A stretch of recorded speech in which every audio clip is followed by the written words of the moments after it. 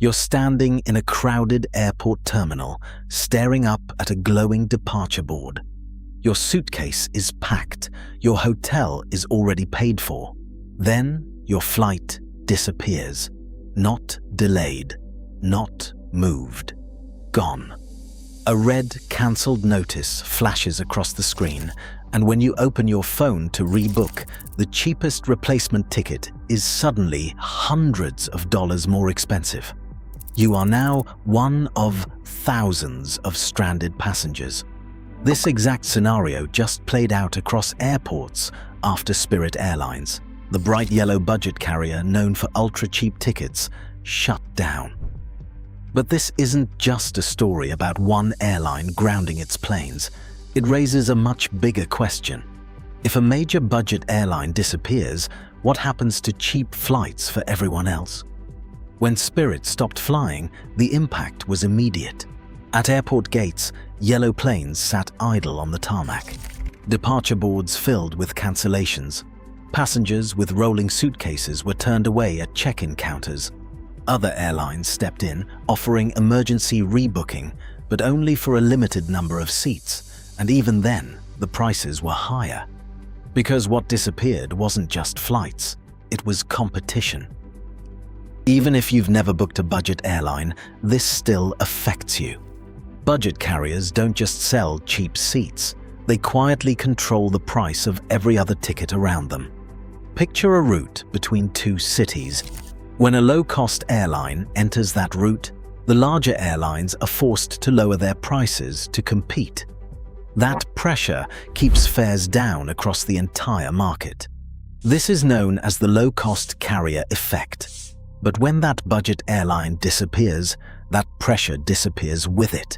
And without it, prices begin to rise. Fewer cheap seats, higher average fares, less choice. For families planning holidays, for workers booking travel, for anyone trying to fly without overspending, the difference shows up immediately at checkout. To understand why this collapse happened, you have to look at how budget airlines actually operate.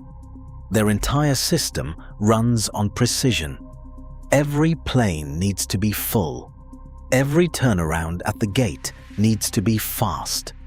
Every flight needs to burn as little fuel as possible. There is almost no room for error. Tickets are often sold at break-even prices.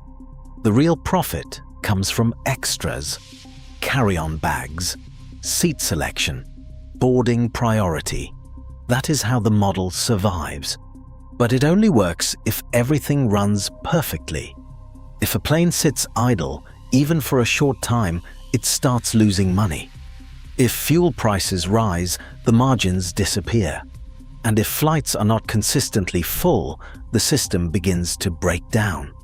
It is like flying with just enough fuel to reach the destination and nothing left for delays. So what pushed the system over the edge? It wasn't just one problem. It was a chain reaction. Fuel costs stayed high, driven by global supply disruptions. At the same time, airlines were carrying heavy debt from the pandemic when flights stopped and revenue collapsed. As interest rates rose, that debt became more expensive to manage. Then, competition intensified. Major airlines introduced stripped-down fares designed to match budget prices, pulling customers away from low-cost carriers. And behind the scenes, operational problems kept stacking up. Staff shortages, delays, maintenance issues, supply chain disruptions for parts. Each problem slowed the system down. And in a model that depends on speed and efficiency, slowdowns are fatal. Eventually, the numbers stop working. And when that happens, the collapse can be sudden. Now look at what happens next. The empty space left behind doesn't stay empty for long. Larger airlines move in, taking over the most profitable routes. Airport slots get reassigned. Gates are repainted. Flights return. But something important doesn't come back. Ultra-low prices. With fewer competitors in the market, airlines no longer have the same pressure to keep fares down.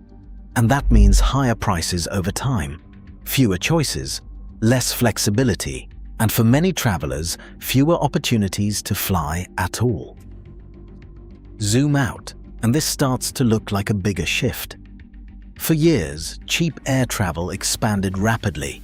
Weekend trips, cross-country flights, last-minute bookings, all became accessible to millions of people, but that system depended on very specific conditions: cheap fuel, low interest rates, aggressive competition.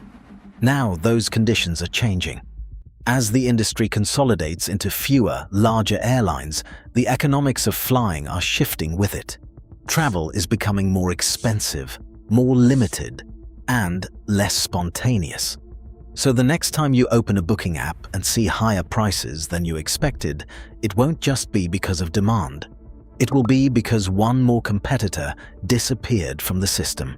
One less airline pushing prices down.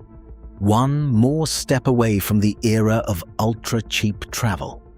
The shutdown of Spirit Airlines didn't just leave passengers stranded at the gate. It changed the balance of the entire market. And for ordinary travelers, the change is only just beginning.